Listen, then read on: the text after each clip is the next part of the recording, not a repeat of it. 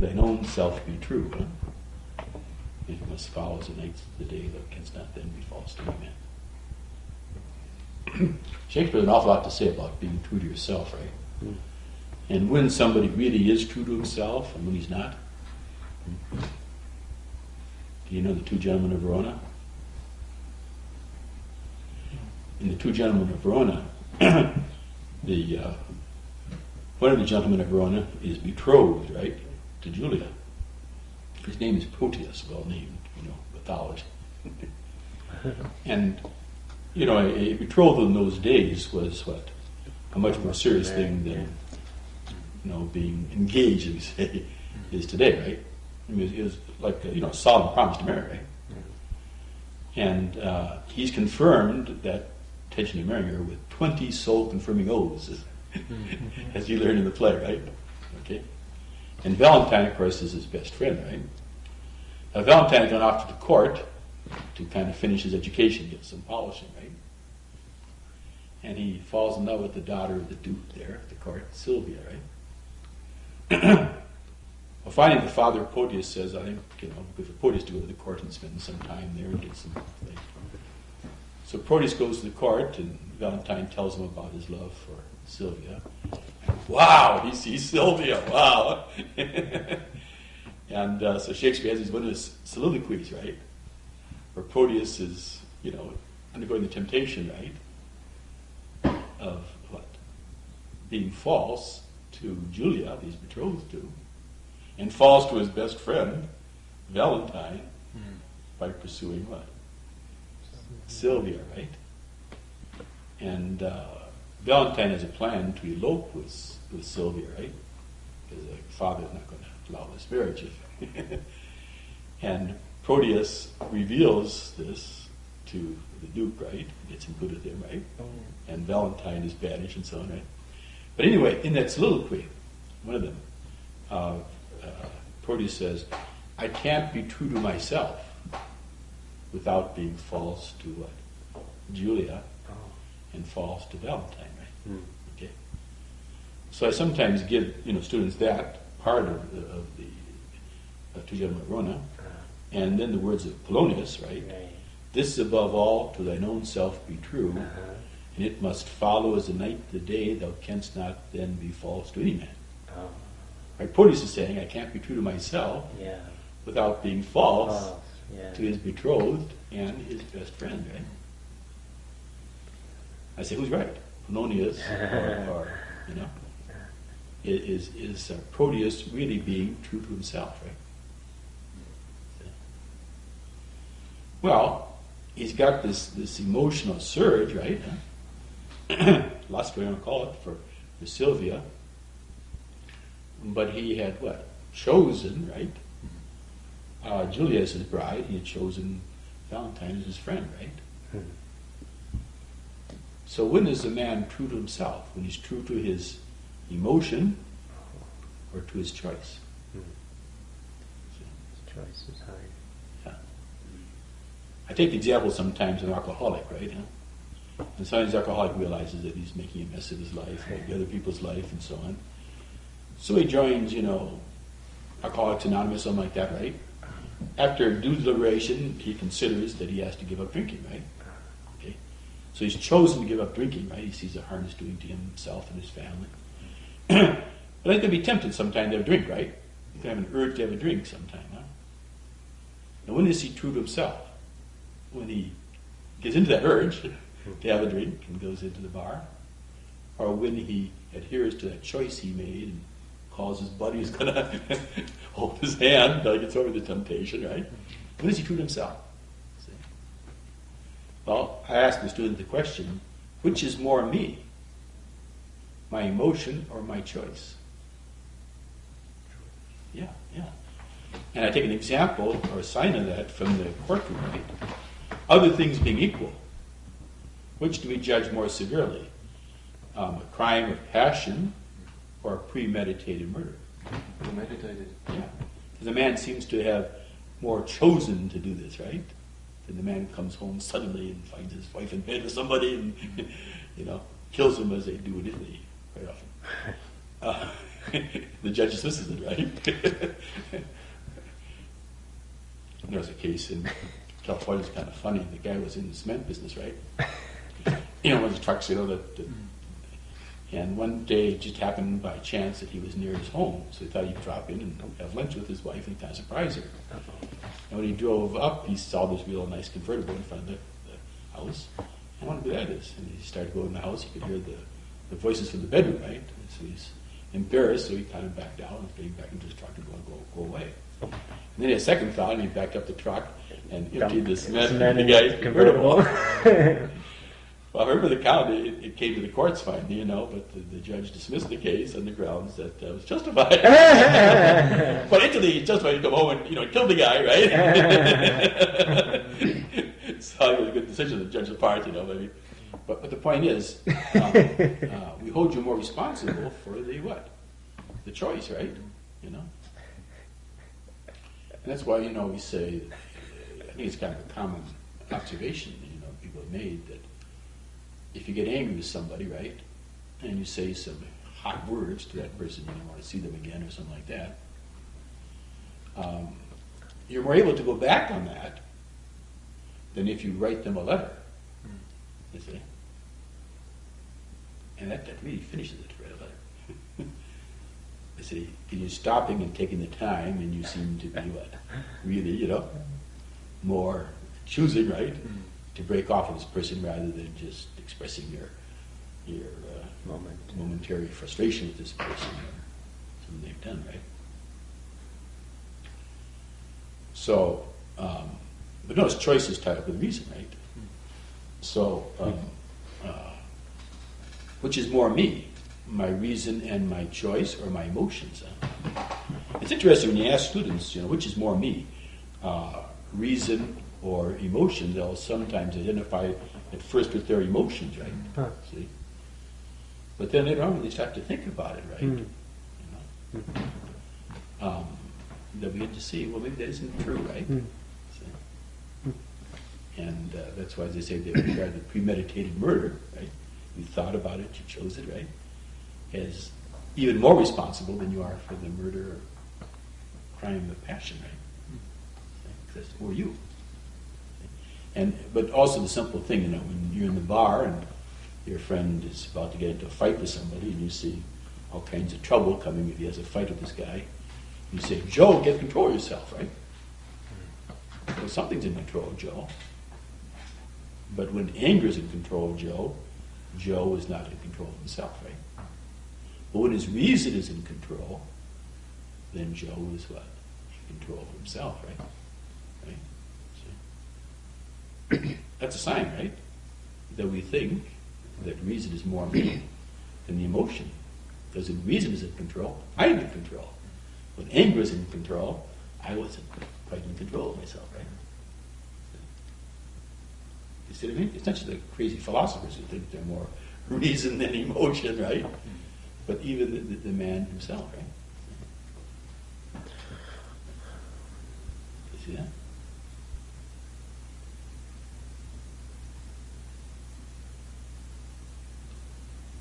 So I think Polonius is right? That if you're really true to yourself, you'll be true to your friend, right? Or it's a little bit like, you get the example sometimes of temptation to adultery, right? Okay. So here's a man who's chosen this woman, or a woman who's chosen this man as their spouse, right? And then later in life, they meet somebody who's physically attracted to them, right? And they feel an emotional drawing to this. Now, are you true to yourself when you follow your emotion with this person you've met somewhere, or when you follow your choice as so-and-so as your spouse? See? Well, which is more me, that emotion I'm feeling, or that choice I made, right? See? The thing I've chosen is more what? More me, right? Comes up in discussion of the taking the vows, right? That something done out of the vows is even more meritorious, right? Than something done spontaneously, right? Because you, in a sense, more chosen this, right? It's more you. You're more in it than the other case.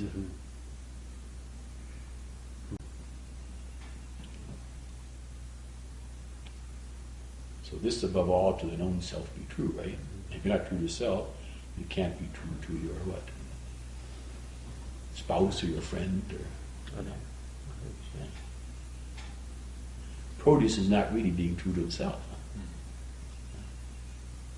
Okay. So that's I'm sorry. What play is Polonius in? Is that Hamlet? Hamlet, yeah. Is he? Yeah. Okay. You got to realize what Shakespeare does. He sometimes puts words of wisdom in the mouth of someone who does not exemplify them, right? Oh. Polonius, for example, says that brevity is the soul of wit, meaning brevity is the soul of wisdom. Uh-huh. It's very true. Uh-huh. Aristotle said that, and Scripture says that, and so on.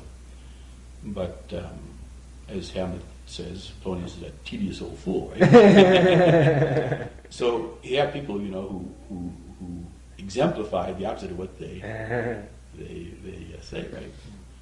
I think he does it partly because it's amusing to see that, right? But also because he wants to avoid being too pedantic like a teacher, right? Not appropriate for the. So I see him do that a number of times. Extremely wise words in the mouth of someone who doesn't exemplify it. So I think these are 5, most excellent reasons. Any one of them is sufficient, right? But if you take all 5 of them together, you understand them, then they're kind of overwhelming, right?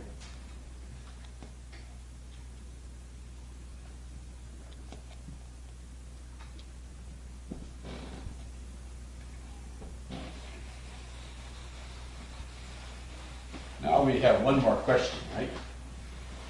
Let's recall where we are now. We're talking about the best way of coming into philosophy, right? And the answer we gave was one should come into philosophy from its natural beginnings, right? Through the use of reason, right? And that's why we asked what are the natural beginnings, right? And I gave about 10 reasons there why we should come in from the natural beginnings. And then we had 2 questions about through the use of reason. And one is, what is reason, right? Okay. And here we've seen what it is, what reason is, what it is to use reason. And in general, why a man should use reason, right? And the philosopher, being a man, should use reason, obviously, right? But now, why in particular must one come into philosophy through the use of what? Reason, right? Well, let's recall a bit here.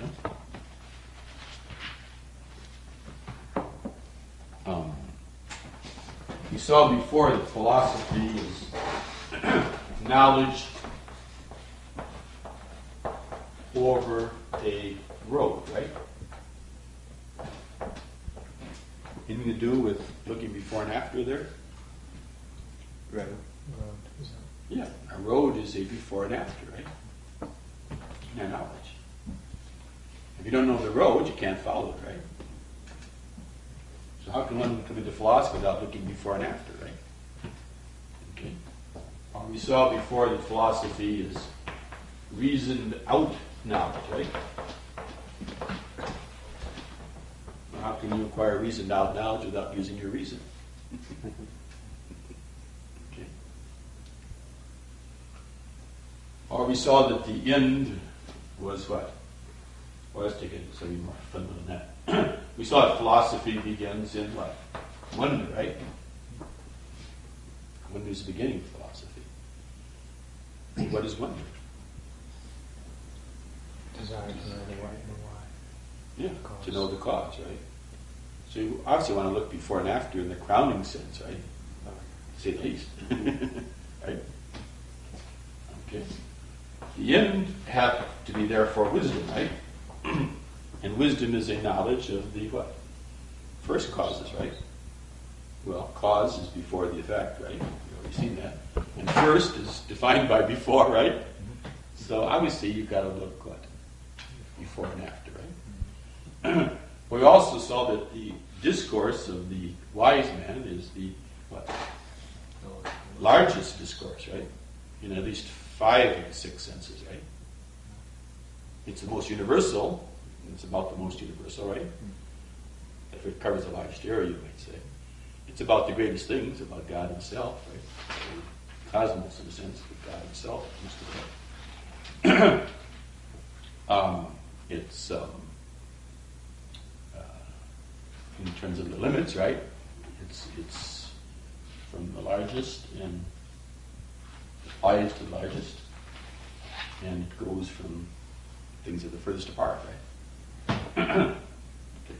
But to some extent, every part of philosophy has larger discourses than the other parts of our knowledge. How could you study logic without looking before and after in the discourse of reason, right? Okay.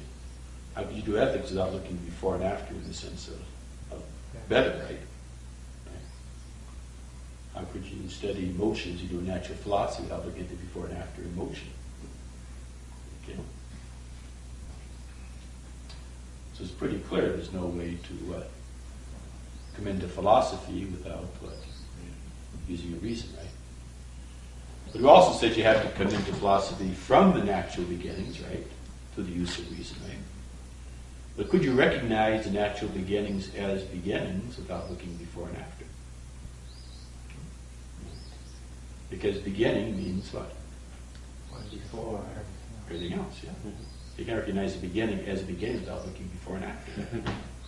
You wouldn't know the natural beginnings, the first beginnings, unless you knew that nature is what's first in the thing, right? And that's before and after again, right? There's no way to avoid that, right?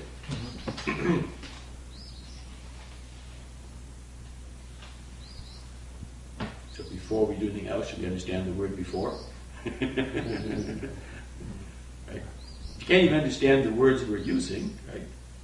Like the word looking, the word to see, without seeing the order of meanings, right? You can't understand the word before.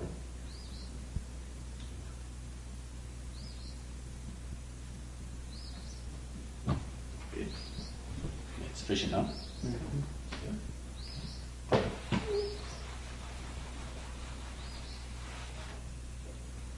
Now, just to make sure you didn't overlook anything, let's look at the questions here. Do you all have the questions?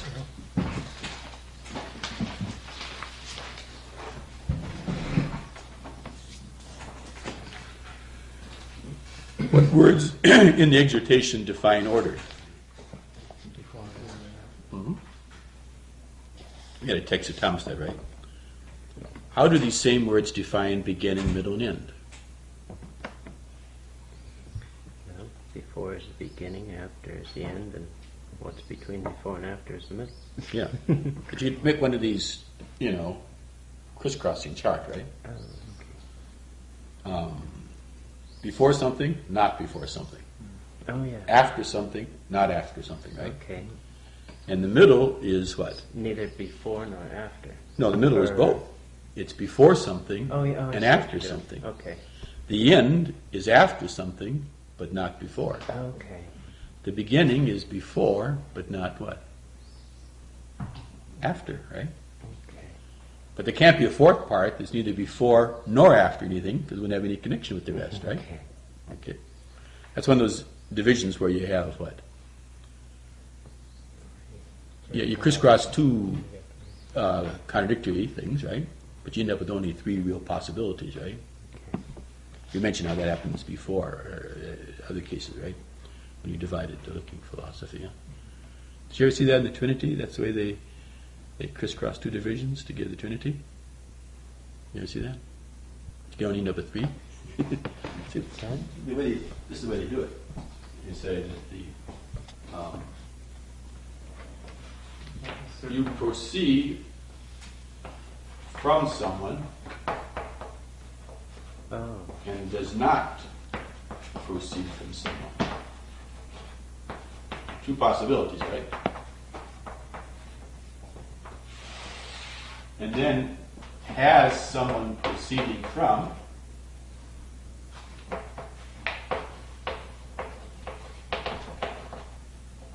and does not have someone proceeding from.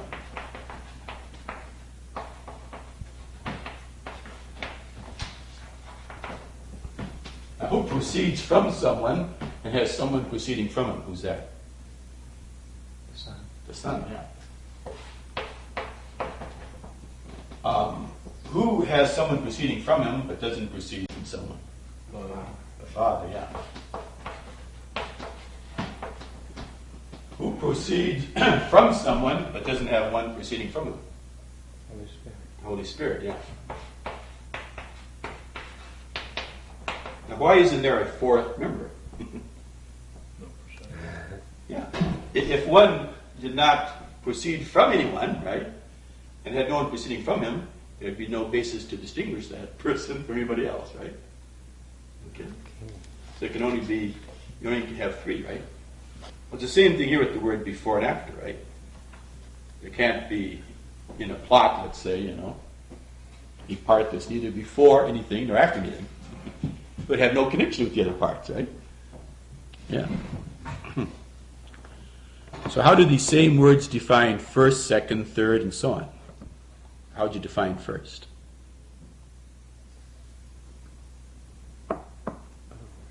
That which has no before. It's before all the rest. Yeah, before all the rest. Yeah. And second would be what? Before all the rest except the first. Yeah. And third and so on. That's the way it would go, right? Right. Last would mean that it's what? After. After all, right? Okay. So notice that if you understand the different meanings of before and after, you can understand order, beginning, middle, and end, and first, second, last, and so on, right? Okay. Now notice first and last are something like beginning and end, right? But second and middle are not exactly the same, are they? No.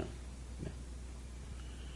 Distinguish and order the central and chief senses of before. Well, we just did that, right?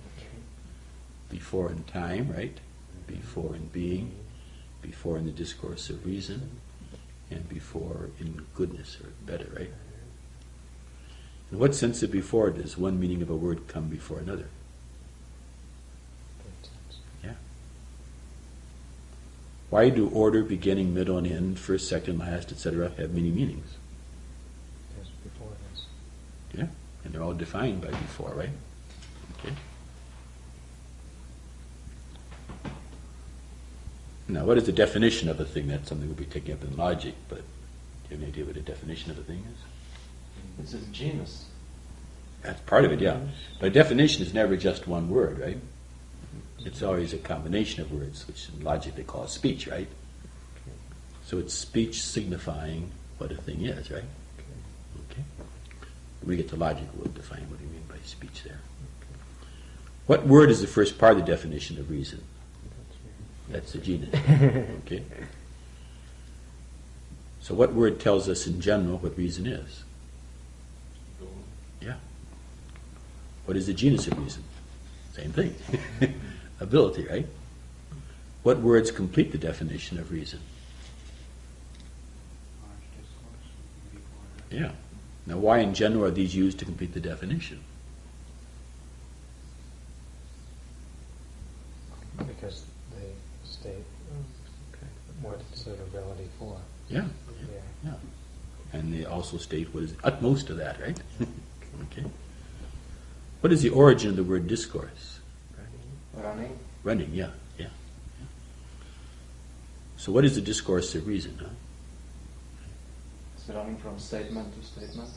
Yeah, okay. A little more broader than that and more than that? Yeah, it's coming to know one thing through knowing other things, right? Okay. Reasoning is the most characteristic one, right? It's coming to know or guess a statement from other statements because of them. Why is discourse the act of reason most known to us? Because it's most like a motion. Yeah, things in motion sooner catch the eye and whatnot stirs. And so discourse being like a motion, right, is what captures our attention first, huh? Okay, distinguish the discourses of reason. Well, we did some of those, defining and reasoning, right? And counting and calculating, right? Those are some of the main ones. Okay. What is meant by large in the phrase large discourse? Well, we distinguished what? Yeah. Okay. About the large, right? About the great or about the universal. Its limit is large, right? It's from many to something one, or from something one to many, right? Or then it's what, long, through many steps, or between things that are far apart, right? Why does Shakespeare define reason by large rather than small discourse? Defined by the utmost. Yeah, Because the small is contained in the Yeah. for the lesser is contained by the utmost. How is looking defined by seeing? Trying to see. Trying to see, yeah. What is meant by seeing and hence by looking at the definition? Well, it's not. Understand. Yeah, to understand, yeah. In which of the central and chief senses of before does reason look before and after? All of them. Yeah. Okay. What sense perfects the others in reason's looking? What is the crowning sense? Cause and effect. Yeah. Oh, okay. Now this is important to point this out. Why does the ability to look before and after include or presuppose the ability to distinguish things? Something can't be before and after itself. Yeah, yeah. Nothing is before or after itself. That's an axiom, right? So there's got to be some distinction between what is before and what is after, right? So, now notice you can sometimes distinguish things without seeing which is before and which is after, right? Okay. But you can't see that this is before that. You can't see any distinction between it. Now, sometimes people, think, that these judges, are awarding, gold prize and a silver prize and whatever it is, for, let's say, wines, it's all arbitrary, what you like, Just a minute now. In the best ones in California, right, before you can be a judge, you are given, what? A blind tasting, right? And they give you a glass of red wine. You don't see the bottle, right? Okay, taste it. What are you drinking? Red wine. You're out. You're not judges here, right? See? In other words, if I don't know whether this is, Cabernet Sauvignon or Pinot Noir or Zinfandel, I'm not in a position to judge which is better, am I? See? Now, among those who know what they're drinking, who can distinguish them, right? There may be some disagreement, but not the same amount, right? Okay. And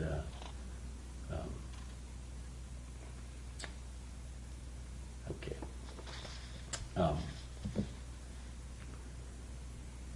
Does looking before and after also pertain to what is most known to us about reason, huh?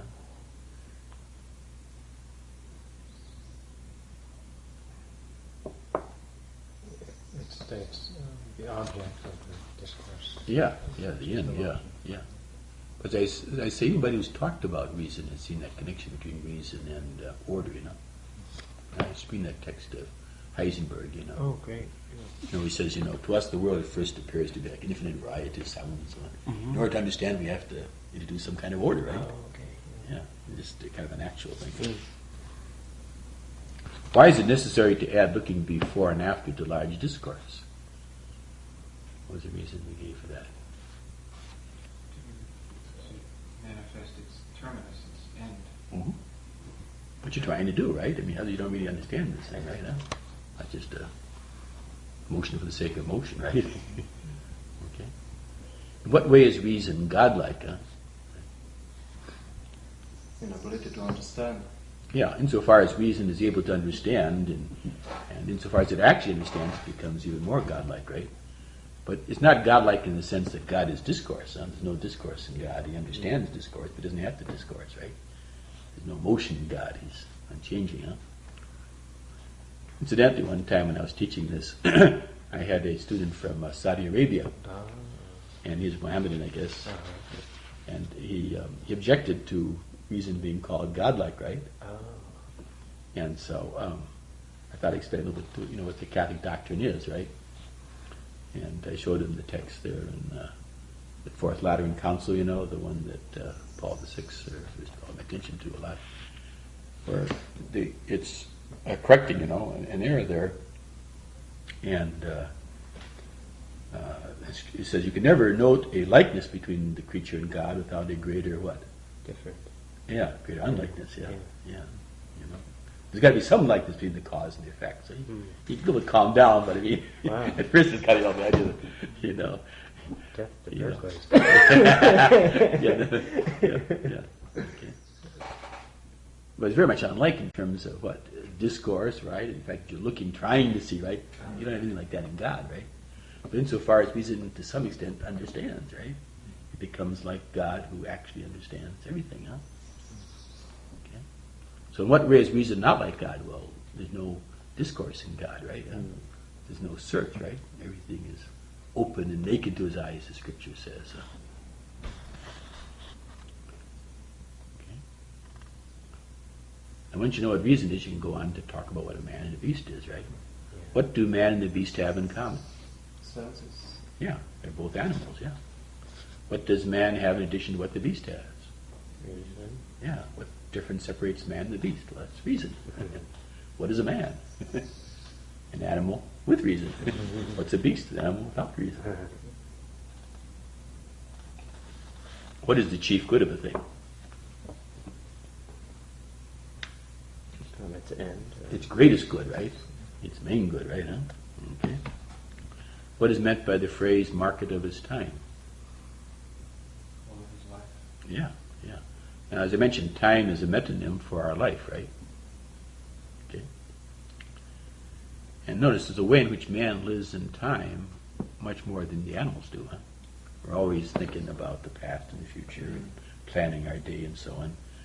And so Aristotle's in the De Anima, their third book, he speaks of man as the animal who has a sense of time, right? Huh?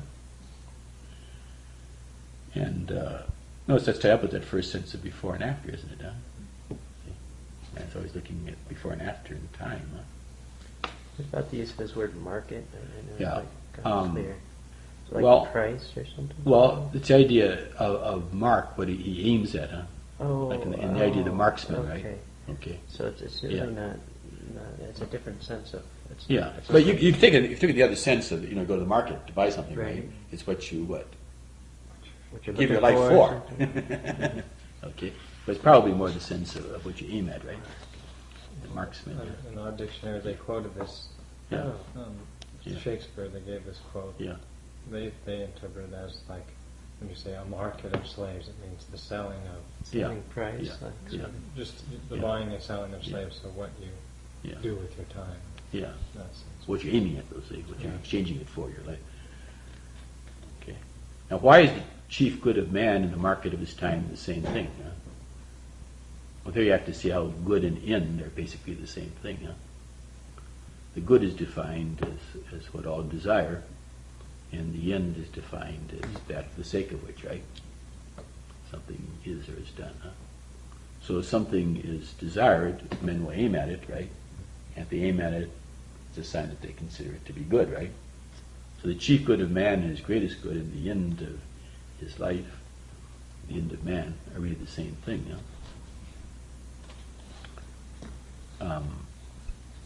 We'll come back to them again. Do you think so? What is the connection between the chief good of man, or market of his time, and what a man is?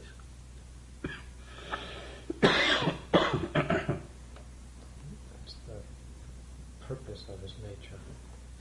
There's a necessary connection between the two, right? See? Because of what man is, his chief good is what it is, right? Before we develop that again, you have to think some more. What proportion does Shakespeare see between man and beast and their chief goods? As the chief good of man is to man, so is the chief good of beast to Yes. beast. You can alternate the proportion if you want to, right? Okay. How does Shakespeare reason like a mathematician to some understanding of the chief good of man from this proportion? Well, your example is, if what is 3 if it's half 2? Yeah. I mean, what is, if it's half 4? It's 2. What is a 3 if it be half of 4? Yeah. A 2 no more, right? So what is a man if his chief good be but to sleep and feed? He'd be a beast no more, right? So he has two ways of reasoning. You could reason from this. You could say, if man is more than a beast, right, then the chief good of man is more than the chief good of the beast. But man is more than a beast, therefore, the chief good of man is more than the chief good of the beast. But Shakespeare reasons more by the denial of the consequent, right? He's saying, if the chief good of man is no more than the chief good of the beast, then man is no more than a beast. But man is more than a beast. Therefore, it can't be true that the chief good of man is no more than the good of the beast, right? So we'll come back to that when we exemplify the two if-then arguments, right? They're syllogisms. What does the chief good of man involve or include that the chief good of the beast does not have?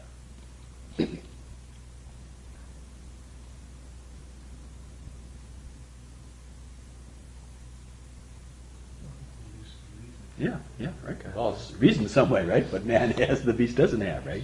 Okay. So without knowing exactly what the chief good of man is, that's the question we ask in ethics. You realize that it's going to have to involve reason in some way, right? Okay.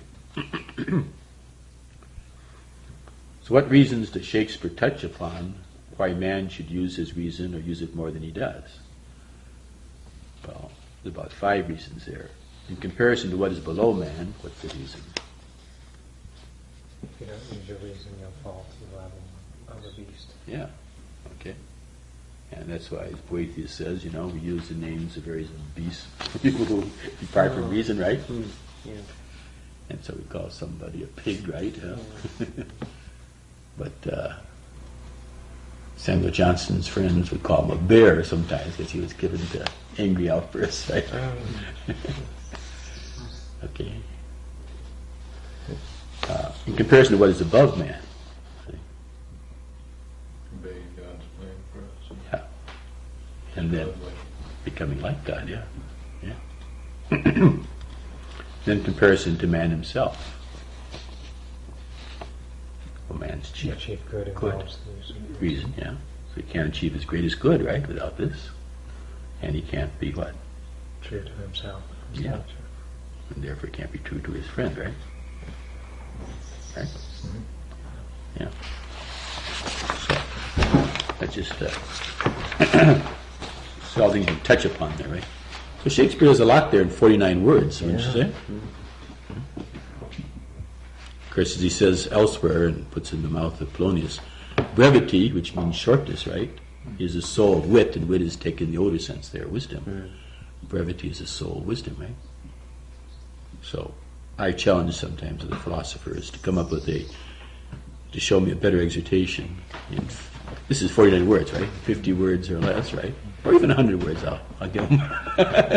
No one's ever come up with anything, but I mean, it'd be awfully good to beat this, right?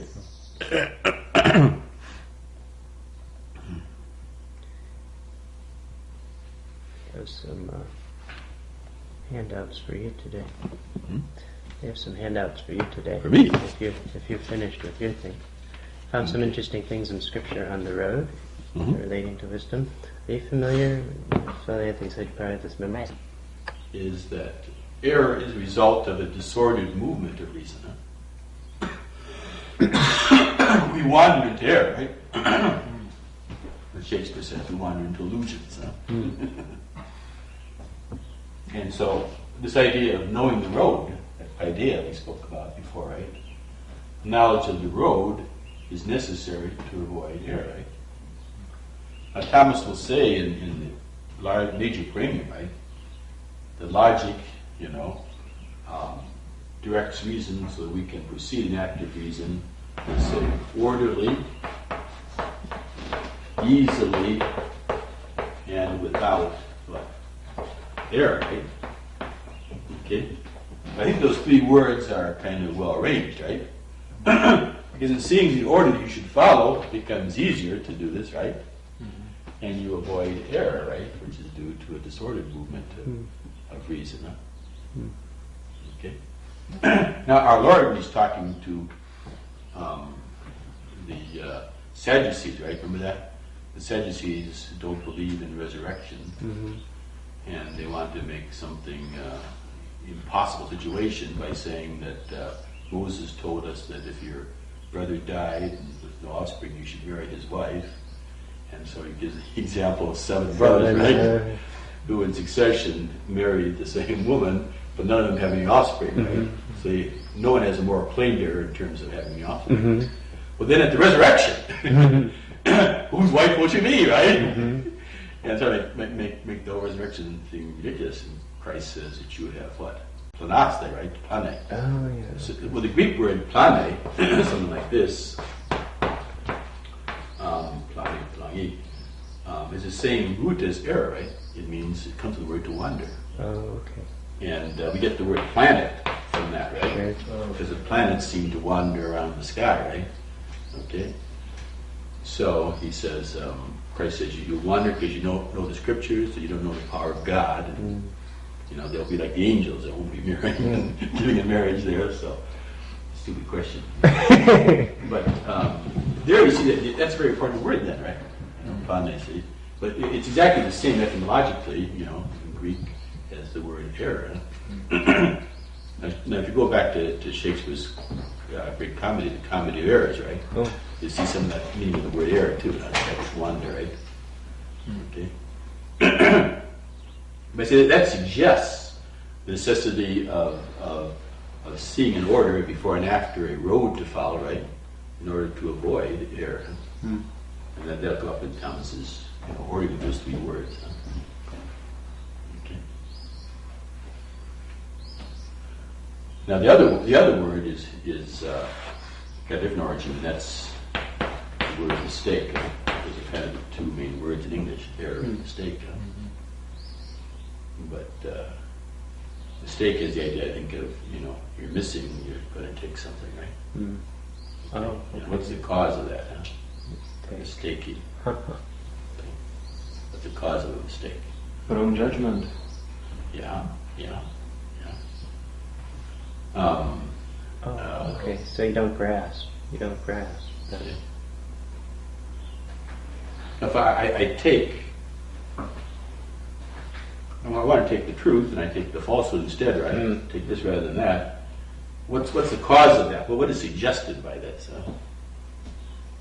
Why do I mistake? You missed. Yeah, you missed, yeah. Shakespeare uses the word aim in Shakespeare. The word aim often has a sense of to guess, right? Oh. And when you aim at something, you don't always hit it. You sometimes miss it, right? Yeah. Okay. So when you're guessing, you sometimes hit and sometimes you don't, right? Okay. Well, why should I mistake and take the wrong one? Because you thought it was the right one. Yeah. What was the cause of my deception there, see? The appearance. Yeah. A bad aim. Yeah. And this is very important. Plato and Aristotle talk about how likeness is the cause of deception, right? Oh. See?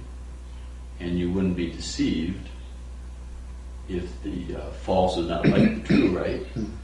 And the bad is in some way resembles the good, right? Huh? Okay. And you don't see the difference, right? So these two words suggest a couple of different things here. That an error or a mistake is a result of a disordered movement of reason, and therefore proceeds from ignorance of the road to follow, right? Of the order in which you should proceed. But the word mistake suggests that likeness is the cause of deception, right? Now, what faculty of man is named from likeness? Huh? Imagination. Yeah. And so, one of the main causes of deception is what is called false imagination, right? But it's tied up with the idea of likeness, huh? And there's a passage there, and was it one of the English poets there?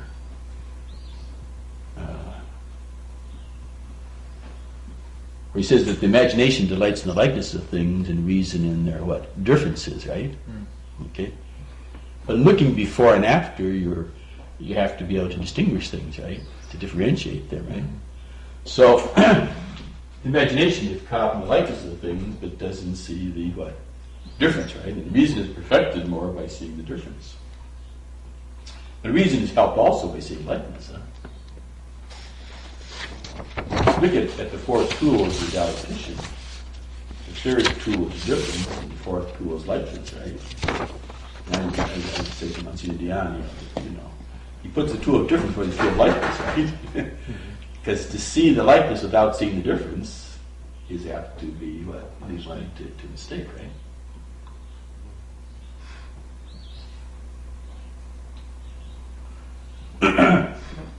Let me give another little thing here now.